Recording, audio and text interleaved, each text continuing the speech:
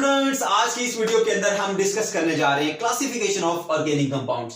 Students, सबसे पहले revise कर लेते हैं कि ऑर्गेनिक कंपाउंड्स क्या होते हैं। ओके, ऑर्गेनिक कंपाउंड बेसिकली हमारे पास हाइड्रोकार्बन्स होते हैं, यानी compounds of carbon and hydrogen, और साथ ही साथ इनके डेरिवेटिव। फॉर एग्जांपल हमारे पास मीथेन है CH4, ये कार्बन और हाइड्रोजन से मिलकर बना हाइड्रोकार्बन है। इथेन की बात कर लेते हैं तो ये भी हमारे पास एक हाइड्रोकार्बन है, क्योंकि सिर्फ और सिर्फ कार्बन और हाइड्रोजन से मिलकर बना है। तो बच्चों, इनके डेरिवेटिव्स क्या होते हैं कि इनके अंदर आप कोई और एटम ऐड कर लेते हैं, लाइक हेलोजन, कोई और ऑक्सीजन एटम ऐड कर लें, कोई और एटम आप ऐड करते हैं तो ये एक इसका डेरिवेटिव बन जाता है। लाइक CH4 में से एक हाइड्रोजन निकालने के बाद आप क्लोरीन लगा दें तो ये मिथाइल क्लोराइड बन जाएगा। इसी तरह और बहुत सारे इसके डेरिवेटिव बनते हैं, इनको कहा जाता है इनके डेरिवेटिव। तो ऑर्गेनिक कंपाउंड हमारे पास हाइड्रोकार्बन्स होते हैं और उनके डेरिवेटिव्स होते हैं। बच्चों, इनको दो मेन कैटेगरीज में डिवाइड किया जाता है। नंबर 1 ओपन चेन या क्लोज चेन। ओपन चेन कहते हैं, या दूसरी तरफ हमारे पास साइक्लिक या क्लोज चेन। ओके, पहले डिस्कस करेंगे ओपन चेन को। ओपन चेन को समझने के लिए हम एक एग्जांपल लेंगे। लेट्स सपोज हमारे पास ब्यूटेन है, ब्यूटेन, एन ब्यूटेन कह लें आप इसको। एन मतलब स्ट्रेट चेन होगी इसकी एक। तो ब्यूट का मतलब इसमें 4 कार्बन हो गए, एन बता रहा है कि सारे सिंगल बॉन्ड होंगे, 1 2 3 4, इस तरह में सिंगल बॉन्ड आ गए। तो बच्चों ये देखिए, इसके अंदर ना आपको एक कार्बन एटम्स की स्ट्रेट चेन नजर आती है। इस स्टार्टिंग वाले एटम को और इस एंड वाले एटम को टर्मिनल एटम्स कहा जाता है, कार्बन के टर्मिनल एटम्स। आप देख सकते हैं कि ये टर्मिनल एटम आपस में अटैच नहीं है, जुड़े नहीं है। तो जिस भी हाइड्रोकार्बन के अंदर या उसके डेरिवेटिव के अंदर इस तरह से टर्मिनल कार्बन एटम आपस में अटैच नहीं होंगे, जुड़े नहीं होंगे, एक चेन की स्ट्रेट चेन की सूरत में होंगे, तो उनको हम कहते हैं ये हमारे पास क्या है, ओपन चेन। इनकी दो कैटेगरीज होती हैं बच्चों, एक को हम कहते हैं ब्रांच चेन, दूसरे को बोलते हैं स्ट्रेट चेन। ये स्ट्रेट चेन हमारे पास ये जो कार्बन की हमने बताई है, देखिए आप देख सकते हैं कि कार्बन की एक लंबी चेन मौजूद है। ब्रांच का मतलब क्या होता है कि इस स्ट्रेट चेन के साथ कोई ना कोई ब्रांच निकली होती है। तो बच्चों इसकी एग्जांपल क्या है, हमारे पास 1 2 3 और यहां पर एक कार्बन लगा देता हूं मैं यहां पर। अब देखें,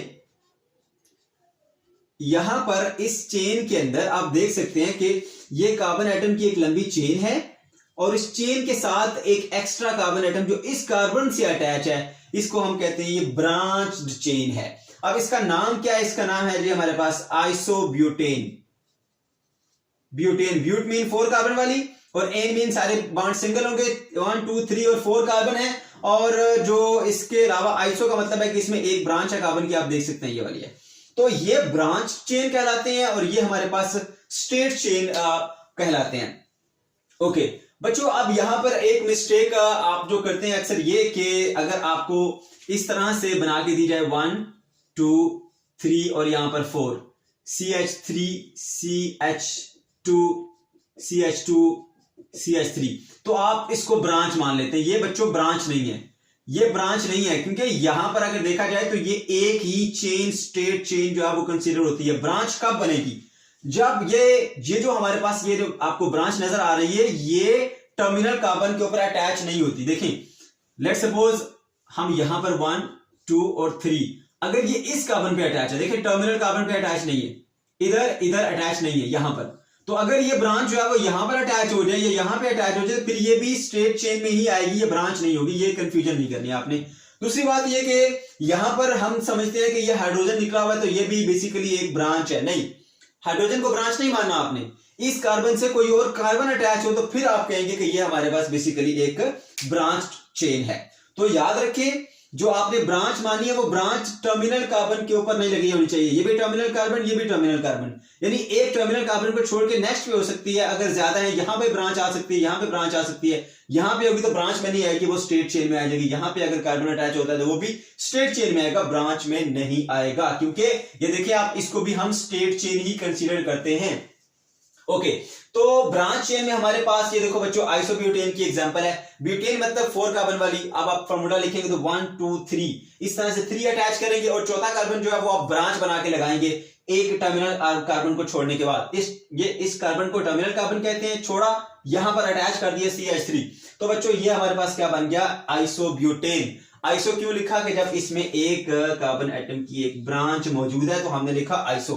तो एन ब्यूटेन हमारे पास स्ट्रेट चेन की एग्जांपल है, क्योंकि इसके अंदर स्ट्रेट चेन है, कोई ब्रांच इसके अंदर नहीं है। तो बच्चों एन आप उसके साथ लगाएंगे जिसमें एक स्ट्रेट चेन मौजूद होगी, और अगर उसमें एक ब्रांच है तो आप उसको आइसो लिखेंगे। जैसे हमारे पास ये CH3 एक ब्रांच निकली हुई है, इसको बोलेंगे आइसोब्यूटेन, तो इसको आप बोलेंगे एन ब्यूटेन। क्यों? क्योंकि इसमें कोई भी ब्रांच मौजूद नहीं, आप देख सकते हैं।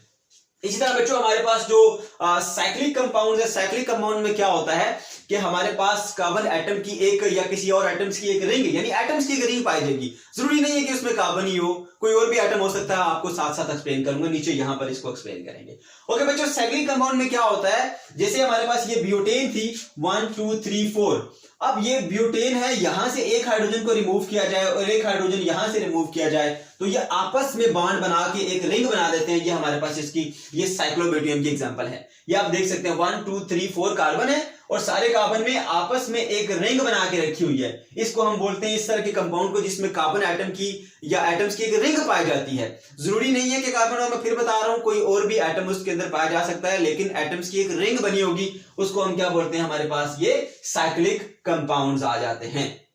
ओके, एग्जांपल में क्या लिखेंगे, साइक्लोब्यूटेन। सिर्फ साइक्लोब्यूटेन नहीं है, आप और भी साइक्लोप्रोपेन भी लिख सकते हैं। 1 2 और ये 3 कार्बन कार्बन के दरमियान सारे सिंगल बॉन्ड बनाएंगे। अब आपको पता है कि कार्बन बनाती है 4 बॉन्ड, 2 बॉन्ड तो इन दोनों कार्बन से बन गए, जो रिमेनिंग है वो 2 हाइड्रोजन अटैच होंगे, इसलिए CH2 होगा। इसी तरह बच्चों जो हमारे पास ये कार्बन है, 2 कार्बन इनसे बॉन्ड बनाए, जो 2 बॉन्ड बाकी बचते हैं वो दोनों हाइड्रोजन एटम यहां पर अटैच होंगे। ये कार्बन 2 बॉन्ड इससे बनाए, यहां पर भी CH2। तो इस तरह से आप लिख सकते हैं। कोई और भी एग्जांपल आप खुद से बनाना चाहते हैं, आप बना के दे सकते हैं। तो बच्चों इनको क्या कहा जाता है, साइक्लिक कंपाउंड, जिनके अंदर एक रिंग पाई जाती है एटम्स की, कार्बन एटम्स की।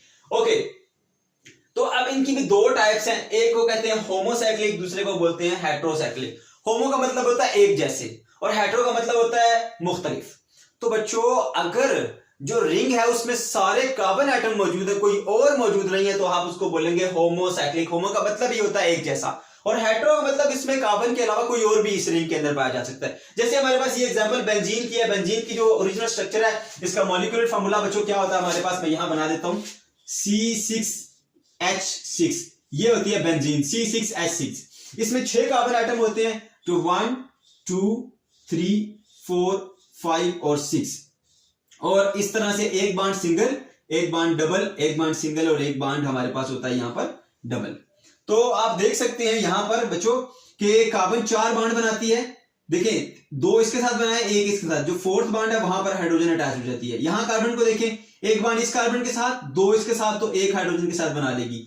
तो यहां पर भी देखें, ये हमारे पास फार्मूला होता है जी बेंजीन का, जिसके अंदर 6 हाइड्रोजन और 6 हमारे पास कार्बन होते हैं। इसको हम जो है वो सिंबॉलिकली इस तरह से रिप्रेजेंट करते हैं बेंजीन को। ये इसका सिंबल है। ये जो बेसिकली डबल बॉन्ड जहां पर होता है वहां पर आप डबल डैश से शो कर लेते हैं, फिर सिंगल बॉन्ड, फिर एक डबल बॉन्ड, फिर सिंगल बॉन्ड। तो ये सिंबल है बेंजीन की। तो आप देख सकते हैं बच्चों, इसके अंदर कार्बन की पूरी एक रिंग पाई जा रही है। तो अगर इस रिंग के अंदर सिर्फ और सिर्फ carbon atom carbon atom carbon carbon carbon carbon होंगे, तो ऐसे को हम क्या बोलते हैं बच्चों, हमारे पास होमोसाइक्लिक, जिसके साइकिल के अंदर सारे के सारे एक जैसे कार्बन एटम्स मौजूद हैं। तो इसको क्या बोलेंगे हम, ये हमारे पास होमोसाइक्लिक है। और इसकी बेस्ट एग्जांपल हमारे पास बेंजीन है। इस तरह हमारे पास आ जाता है जी हेट्रोसाइक्लिक। हेट्रोसाइक्लिक को बच्चों देखो यहां पर ये इसका सैंपल दिखाया गया, मगर यहां से आपको समझना थोड़ा सा मुश्किल होगा। मैं बताता हूं कि किस तरह से इसके अंदर ये अटैच होता है। देखिए, अगर हम बात कर लेते हैं इस हेट्रोसाइक्लिक की, इसमें आप नाइट्रोजन एटम एक अटैच करते हैं, बाकी सारे कार्बन अटैच कर लें। यहां पर ये कार्बन सारे, अब देखें एक कार्बन जो है यहां पर, ये नाइट्रोजन इसने 2 बॉन्ड बनाए, एक बॉन्ड इसके साथ। नाइट्रोजन जो है वो मैक्सिमम 3 बॉन्ड बना सकता है, इसलिए 2 बॉन्ड इस कार्बन से बनाएगा, एक बॉन्ड इस कार्बन से। इसके साथ कोई और एटम अटैच नहीं होता, 3 बॉन्ड ही बनाता है। इसका एटॉमिक नंबर होता है 7। तो एटॉमिक नंबर 7 होने के लिए पहले शेल में 2, दूसरे शेल के अंदर 5 इलेक्ट्रॉन होते हैं। कितने इसको चाहिए, 3 चाहिए, इसलिए ये 3 बॉन्ड बनाता है, याद रखना आपने। ओके बच्चों, कार्बन है तो कार्बन जो है 2 इसके साथ बनाएगा, एक यहां पर, तो बाकी यहां पर हाइड्रोजन अटैच हो जाएगा। इसी तरह जो कार्बन है यहां पर डबल बॉन्ड बनाएगा, एक यहां पर हाइड्रोजन अटैच हो जाएगा, एक हाइड्रोजन यहां पर, तो यहां पर फिर एक डबल बॉन्ड आ जाएगा, और यहां पर एक हाइड्रोजन, यहां पर भी एक हाइड्रोजन। तो ये देखें यहां पर बच्चों, एक कार्बन, दूसरा भी कार्बन, तीसरा, चौथा, 5 तो कार्बन है, लेकिन छठा जो है वो कार्बन नहीं है, वो नाइट्रोजन है। अब ये हमारे पास बेसिकली एक जैसी रिंग नहीं है, इसके अंदर एक नाइट्रोजन एटम आ गया, तो बच्चों इसको बोलते हैं हेटेरोसाइक्लिक, जिसकी रिंग के अंदर सारे कार्बन एटम मौजूद नहीं होंगे, बल्कि एक कोई और एटम भी हो सकता है, कम से कम एक हो सकता है, दो भी हो सकते हैं, ज्यादा भी हो सकते हैं। तो बच्चों इस रिंग के अंदर एक नाइट्रोजन शामिल हो गया, इसलिए इसको बोलते हैं ये हेटेरोसाइक्लिक है। ये बेंजीन था, इसमें इसकी रिंग में सारे कार्बन एटम है, इसलिए हम इसको बोलते हैं ये क्या है हमारे पास होमोसाइक्लिक। तो इसको भी हम जब सिंबॉलिकली रिप्रेजेंट करते हैं तो कार्बन क्योंकि एक कॉमन एलिमेंट समझा जाता है, इसको हम नहीं लिखते खाली, इसका जो नाइट्रोजन है वो डिफरेंट है, उसको हम यहां पर शो करते हैं, ये नाइट्रोजन आ गया, बाकी ये आप कहीं पे भी शो नहीं करेंगे, जितने बांड है वो आप शो कर लें, यहां पर डबल बांड होता है, यहां पर डबल बांड होता है और यहां पर डबल बांड होता है। इस तरह से बच्चों आप इनको समझ सकते हैं कि बेसिकली जो हमारे पास होमोसाइक्लिक और हेटेरोसाइक्लिक जो है वो कैसे कंपाउंड होते हैं। ओके, तो होमोसाइक्लिक हेटेरोसाइक्लिक का आपको समझ आ गया होगा। अब जो होमोसाइक्लिक है उसकी फर्दर टू टाइप्स हैं, एक हमारे पास कहलाते हैं जी एरोमेटिक कंपाउंड, दूसरे हमारे पास आते हैं एलिसाइक्लिक। तो बच्चों आप इसको समझना यार ये क्या चीज है। होमोसाइक्लिक में हमने समझा था कि रिंग जो है वो सिर्फ और सिर्फ कार्बन एटम्स पर ही मुश्तमिल होगी, कोई और एटम उसके अंदर अटैच नहीं होगा, क्योंकि होमो का मतलब होता है एक जैसा। तो इसकी रिंग के अंदर सारे कार्बन एटम होंगे, कोई और एटम मौजूद नहीं होगा। तो बच्चों अब जो एरोमेटिक कंपाउंड्स हैं और एलिसाइक्लिक है, फिर ये क्या है। होमोसाइक्लिक का हमने ये तो कहा था कि इसमें सारे एक जैसे होंगे, अब उसमें कुछ ऐसे हैं जिसके अंदर बेंजीन रिंग पाई जाएगी, जिसके अंदर बेंजीन रिंग पाई जाएगी बच्चों उसको आप एरोमेटिक कहेंगे, जिसमें बेंजीन रिंग नहीं पाई जाएगी उसको आप बोलेंगे एलिसाइक्लिक। जैसे हमारे पास ये देखें, अब बेंजीन रिंग के अंदर बच्चों 6 कार्बन होते हैं, 6 कार्बन की रिंग होगी, देखें ये अब बेंजीन खुद जो है वो एरोमेटिक में आ जाती है, और इसके अलावा नेफ्थलीन है हमारे पास, इसमें इस तरह की 2 रिंग्स पाई जाती हैं, तो ये हमारे पास एरोमेटिक है। तो जिसके साथ ये बेंजीन रिंग नहीं पाई जाएगी उसको हम क्या बोलेंगे बच्चों एलिसाइक्लिक, ठीक है। ओके, तो अब यहां पर देखें 1 2 3 और 4 कार्बन की हमारे पास साइक्लोब्यूटेन है, इसके अंदर बेंजीन रिंग नहीं पाई जा रही, हमारे पास साइक्लोब्यूटेन है, साइक्लोप्रोपेन है, तो इन दोनों की हमने बात की, इसके अंदर आपको कहीं भी बेंजीन रिंग नजर नहीं आएगी। तो ऐसे जिनके अंदर बेंजीन रिंग ना पाई जाएगी उसको हम बोलेंगे एलिसाइक्लिक कंपाउंड, और एरोमेटिक में वो आ जाएगी जिसके अंदर बेंजीन रिंग पाई जाएगी। तो इस तरह से हमने इसकी जो क्लासिफिकेशन है उसको डिस्कस कर लिया बच्चों। अगर आपको कोई भी क्वेश्चन है तो कमेंट सेक्शन के अंदर आप जरूर पूछ सकते हैं।